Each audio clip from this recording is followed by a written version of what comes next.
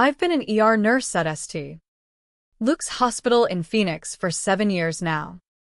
The desert heat seeps into everything here, even the sterile walls of the trauma bays, where life hangs by a thread under the relentless Arizona sun. If a handled rattlesnake bites. Heat strokes, car wrecks on those endless highways, and hearts giving out in the dry air. I've watched families shatter and miracles unfold. But nothing prepared me for that scorching Wednesday evening in July, when a simple shift turned into a nightmare that tested everything I believed about justice, trust, and second chances. My name is Emily Hayes, and I pull the night shift, where the chaos peaks under the fluorescent lights. That day started ordinary, sun baking the parking lot as I clocked in, the AC humming against the 110-degree heat outside. We had a few beds occupied, a hiker with dehydration, a construction worker with a broken arm from a fall off a scaffold, nothing that screamed urgency. I was charting vitals when the radio crackled from the ambulance bay. St. Luke's. This is Unit 19. Incoming pediatric trauma. 7-year-old female from a rollover on I-10. Unconscious. Possible internal injuries. Vitals crashing. ETA 2 minutes. My gut twisted. The kids in the ER always hit harder, their small bodies so fragile against the world's cruelty. DR. Harlan, our lead attending, snapped to attention. Emily, clear trauma bay 1. Page DR. Reyes. I moved like lightning, prepping the room, monitors beeping to life. For kits laid out. Crash cart at the ready. DR.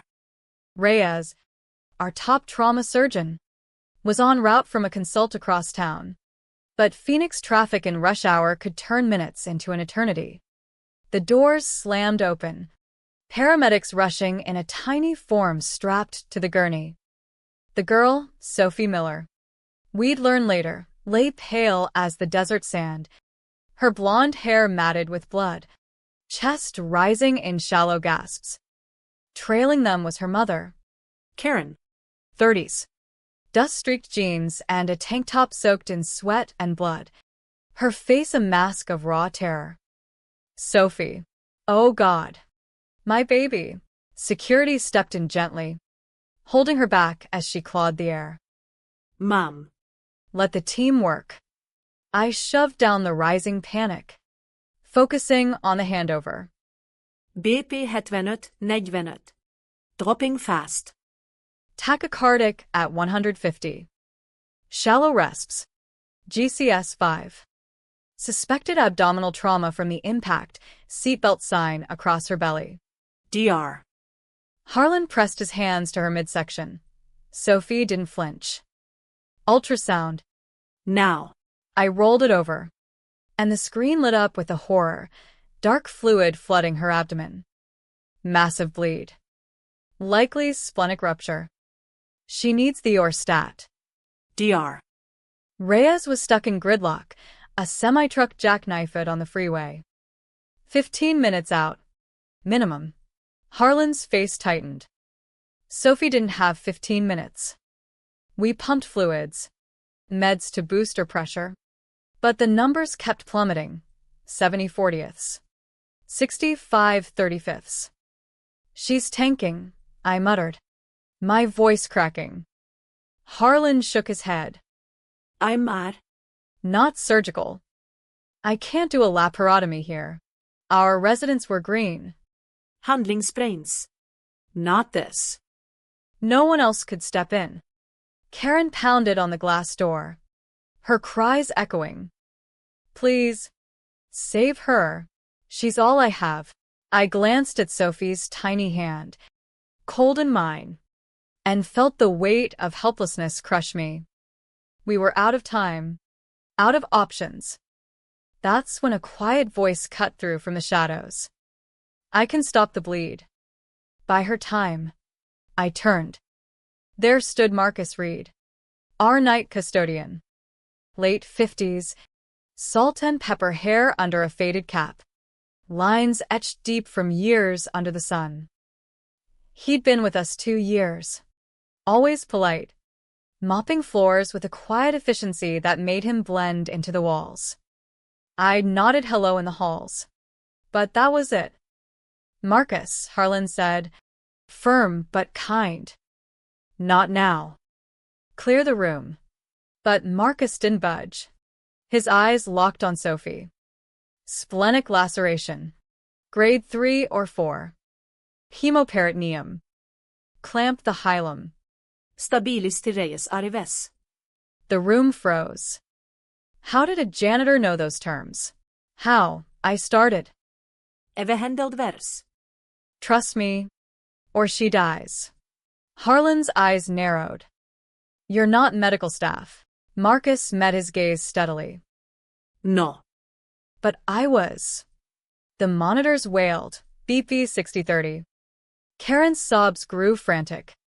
Something in Marcus's posture shifted, confident, unyielding, like he'd stood in this exact storm before. Where'd you learn this? I demanded. His jaw set. Prison. Arizona State Pen. 12 years in the infirmary. The word hung heavy, sucking the air out. Prison. Harlan stepped back. You're a felon? Ex-con. Assisted on traumas, stabbings, beatings. Kept men alive when docs were short. It didn't add up, but Sophie's color was fading to gray. Please, Karen begged from the door. Do something. Harlan looked tortured. Protocols clashing with reality. But I saw it, the spark in Marcus's eyes. The steady hands. Let him, I whispered. Emily, she's got minutes. What's the alternative? Harlan exhaled. Defeated. Fine. But you assist. Emily. One wrong move. We stop. Marcus nodded. Scrubbing up with practiced precision. Like muscle memory from another life. As he gowned, the custodian vanished. A surgeon emerged. Scalpel. I handed it over. Heart pounding. He incised cleanly. No hesitation. Retractor. Blood welled. But he navigated with eerie calm, suctioning, exposing the spleen. There, laceration confirmed. Clamp. He secured the vessel. And, miraculously, the bleed slowed. Sophie's pressure ticked up, 75 of 45. Holding. Harlan stared. Odd. That's expert. Minutes later, DR. Reyes burst in. Traffic beaten. He froze at the sight. Who opened her?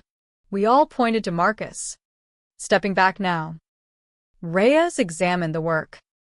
Flawless. You just saved her life. Marcus stripped his gloves. She's yours now. Document. And he slipped out. Like a ghost. Reyes finished splenectomy. Closure. Sophie would live. Karen collapsed in gratitude when we updated her. Who was that man? I need to thank him. I found Marcus in the supply room. Back to mopping. She's stable. Because of you. He didn't look up. Good. That's enough. But Karen insisted. And soon she was hugging him. Tears soaking his uniform. You're a hero. Marcus shifted uncomfortably. Just did what needed doing. That night. I couldn't shake it. Who was he? Really? At home. Under the ceiling fan whirring against the heat. I dug online. Marcus Reed. Surgeon. Manslaughter. Phoenix. The hits came, articles from 15 years back. Prominent doc convicted in patient death. Surgeon sentenced for negligence in high-profile case. My blood ran cold as I pieced it together. Marcus had been DR. Marcus Reed. A rising star in trauma surgery at Banner Health in Tucson. 15 years ago. On a blistering summer night much like this one, the ER overflowed with heat-related emergencies and bar fights spilling over from the saloons. A patient rolled in, gunshot wound to the abdomen. Critical. Marcus led the team, stabilizing, operating, everything by the book. But the man coded on the table. Injuries too severe. Blood loss catastrophic. The victim? Javier Ruiz, son of a powerful local rancher and county commissioner, Eduardo Ruiz. The family, influential in Arizona politics, refused to accept fate. They screamed malpractice, negligence. The DA, eyeing a Senate run, pounced, high-profile conviction to boost his tough-on-crime image. Marcus's public defender, swamped with cases in the underfunded system, advised a plea. Marcus refused. He'd done nothing wrong. The trial was a farce. Prosecution's expert, Dr. Elias Vaughn, testified Marcus botched the procedure, claimed he should have transfused sooner, explored differently. Defense couldn't afford a counter-expert. Media frenzy painted Marcus as arrogant, careless. Jury, swayed by the Ruiz family's tearful pleas and the desert town's tight-knit loyalties, convicted, manslaughter, 12 years. In prison, Marcus landed in the infirmary. The doc there, spotting his skills, let him assist, saving inmates from overdoses, shank wounds, the brutal toll of incarceration. He honed his craft in hell, emerging a ghost of his former self. Paroled, he tried reclaiming his license, but Arizona's medical board slammed the door, felony conviction. No exceptions. Hospitals blackballed him. Janitorial work at St. Luke's was his lifeline, close to the action without touching it. Until Sophie. I confronted him, the next shift, in the break room where the vending machine hummed softly. You were framed, Marcus. I read the transcripts. Vaughn's testimony? He's been disbarred since for perjury in other cases. Your lawyer barely fought. The autopsy said Ruiz's wounds were unsurvivable. Why wasn't that evidence? He sipped black coffee, eyes distant. Emily, it's ancient history. I serve the time. But it's wrong. You're a surgeon, not a mop pusher. He set the cup down.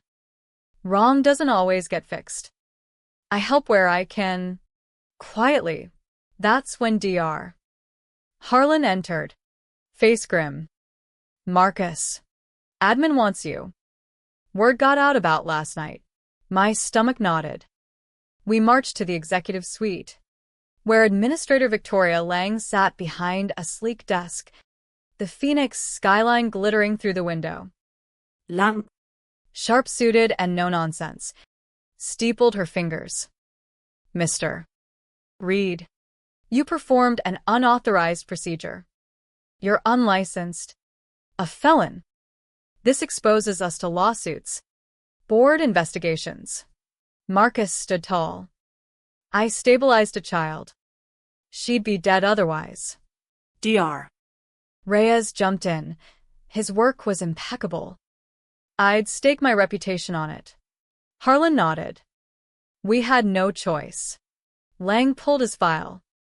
Convicted manslaughter. You disclosed. But practicing medicine? That's a crime. I couldn't stay silent. He saved her life. Punish him for that. Lang's eyes hardened. This isn't a movie. Nurse Hayes. Rules protect everyone. But as we argued, Karen Miller arrived, Sophie's chart in hand, demanding to thank Marcus. Lang hesitated. The optics of firing a hero could tank the hospital's rep in this close-knit community. The meeting dragged. Lang fired questions. Marcus answered calmly. No excuses. Finally, she sighed. You're suspended pending review. Security will escort you out. My heart sank. Outside. Marcus shrugged. Expected as much. But I wasn't done. This isn't right. We fight it. He smiled faintly. Some battles aren't winnable. Emily. Karen caught us in the hall, enveloping Marcus in a hug. You gave me my daughter back. How can I repay you? Sophie. Wheeled and pushed up. Peeked up shyly. Thank you, mister. She handed him a crayon drawing of saguaro cactuses under a sunset. Marcus's eyes softened. You're welcome. Kiddo. Stay safe out there. Words spread like wildfire in the desert wind. Local news picked it up.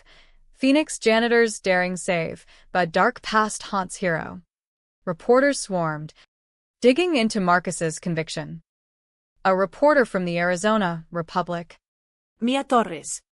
uncovered the flaws, Vaughn's tainted history, the DA's political motives, suppressed autopsy details. Her piece went viral. Was Dr. Reed railroaded? New light on old injustice. Public outcry built. GoFundMe for legal aid hit 6 figures overnight. Lawyers offered pro bono help. The Innocence Network in Tucson took interest, filing petitions. Marcus resisted the spotlight, holing up in his modest apartment on the city's edge. But Karen went public. This man's a saint. The system failed him, now it's failing us by sidelining him. I visited him. The sun setting over the mountains. See? People care. He stared at the horizon. Caring doesn't erase 12 years. But deep down, I saw hope flicker, the man who'd lost everything glimpsing a path back. Months ticked by. The medical board reviewed, pressured by petitions. They allowed provisional reinstatement, supervised practice only. Pending full exoneration. Marcus returned to St. Luke's as a consultant, badge gleaming. His first shift, he assisted Reyes on a hiker impaled by rebar. Steady hands, sharp calls, back in his element. But the real drama brewed legally. The Ruiz family, long silent, resurfaced. Eduardo Ruiz. Now retired. Read the expose and felt the weight of old grief twist into doubt. He contacted Mia Torres privately. If we were wrong, I need to know. The investigation deepened, pulling threads from the past like unraveling a worn Navajo blanket. Mia Torres connected dots, the DA's campaign donations from Ruiz-linked PACs, Vaughn's pattern of paid testimonies leading to his eventual censure by the state bar. The original autopsy, buried in archives, confirmed Javier's wounds, multiple GSWs shredding vital organs, were fatal regardless of intervention. Why suppressed? Political expediency. A scapegoat for a grieving powerhouse family. Y dove tu? Off shift. Poring over records in the public library's cool AC haven. Marcus joined reluctantly, his quiet insights cutting through legalese. See here? The timeline. They claimed I delayed transfusion. But logs show it was immediate. His voice held no bitterness. Just weary fact. Karen helped, rallying online support from Phoenix moms groups, turning it into a community crusade against wrongful convictions. Eduardo Ruiz agreed to meet Marcus at a neutral spot, a quiet diner on Route 60 SIXS Edge, where truckers nursed coffees and the jukebox played old country tunes. I tagged along, heart racing. Ruiz. Weathered by years ranching under the sun, sat rigid. Doc, mister. Read. I read the articles. If what they say. Marcus met his eyes. Your son was brave, fighting till the end. I did everything possible. Ruiz's hands trembled on his mug. We needed someone to blame. The pain. It blinded us. Silence stretched, broken by a passing semi's rumble. I'm sorry, Ruiz whispered. For the trial. The years you lost. Marcus nodded. Apology accepted. But let's fix it for others. That meeting sparked Ruiz's affidavit, admitting pressure on witnesses, regretting the rush to judgment. It was humane. 2 men, scarred by loss, finding common ground in the desert's vastness. The motion to vacate hit court. Judge Elena Vasquez presided in the Maricopa County Courthouse, AC straining against the heat wave. The room packed. Me, Harlan, Reyes, Karen with Sophie, now scampering with energy, butterfly backpack slung over. Even lang. Prosecutors fought. But evidence mounted. Vaughn's recantation under oath. New forensics affirming unsurvivable injuries. Vasquez's ruling came after tense deliberations. This court finds clear and convincing evidence of prosecutorial misconduct and ineffective counsel. The conviction is vacated. Mr. Reed, you are exonerated. Cheers erupted. Marcus sat stunned, then stood as Sophie rushed him with a hug. You're free now. Karen wiped tears. We did this together. But freedom brought shadows.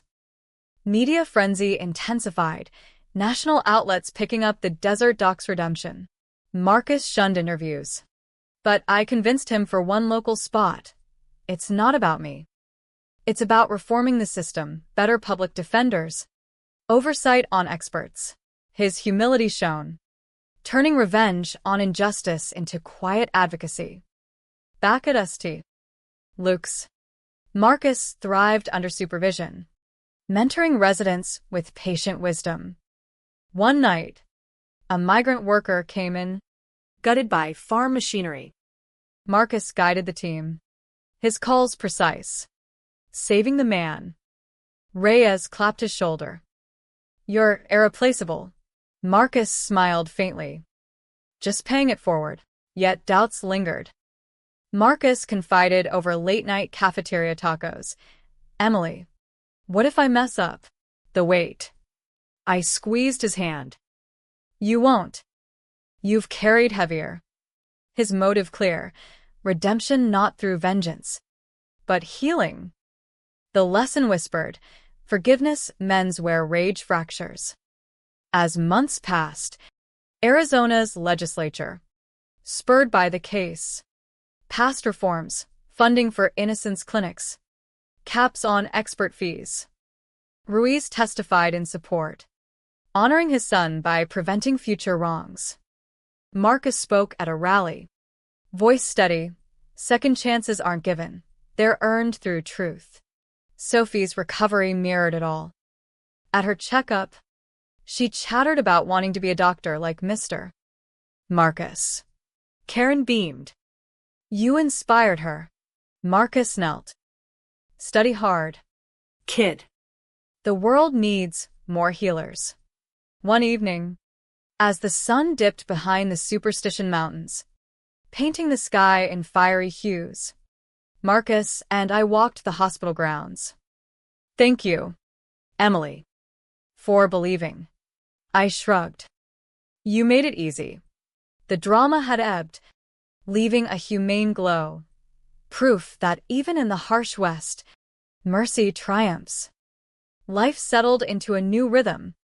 The desert winds carrying change. Marcus's full license reinstatement came after rigorous evals, simulations, peer reviews proving his skills sharper than ever. St. Luke's promoted him to attending surgeon, his office overlooking the saguaros. He dove in, handling the ER's toughest cases, hikers lost in canyons, victims of border crossings gone wrong, everyday Arizonans fighting the odds. But the past echoed. Anonymous letters arrived, holdouts loyal to the old narrative, calling him a killer. Marcus brushed them off, but I saw the toll. The nights he stared at the ceiling. It's the system scar, he admitted. Not everyone heals. Karen noticed too. organizing a support group for exonerees, where Marcus shared quietly, helping others navigate reintegration. His depth emerged, not vengeful, but empathetic, motive-rooted in preventing pain. One case tested us, a teen gunshot victim from a gang skirmish in South Phoenix. Marcus operated, steady as ever. But post-op, the boy's family accused negligence when complications arose. Echoes of old. Lang panicked. But evidence cleared him, bullet fragments missed initially.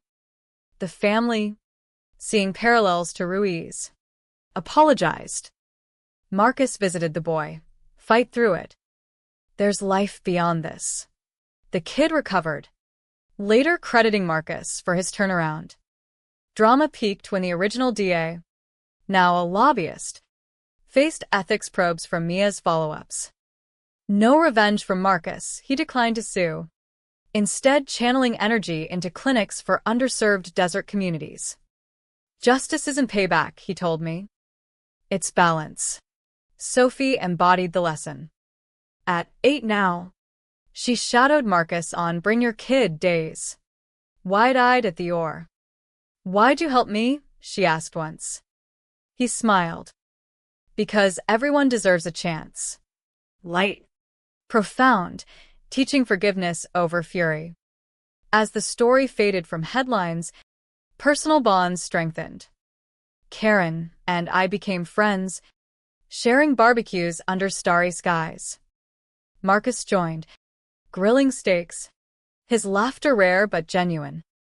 One night, over mesquite smoke, he proposed a toast to new beginnings. We clinked bottles, the desert cool enveloping us. Years blurred, but the impact endured. Marcus rose to chief of surgery, transforming St. Luke's into a beacon for trauma care in the West. He advocated statewide, his story inspiring laws protecting medical pros from baseless suits. No grand revenge, just humane reform. I married, had kids, but stayed in the ER. Marcus, my mentor and friend. Sophie, Grown. entered med school, crediting him. At her graduation, Marcus beamed. Proud of you, Doc. The light lesson? In the vast Arizona expanse, where harsh sun exposes truths, redemption blooms from trust and mercy, not retribution. Lives intertwine, healing collectively. Marcus's journey taught me, hold space for other stories, and justice follows.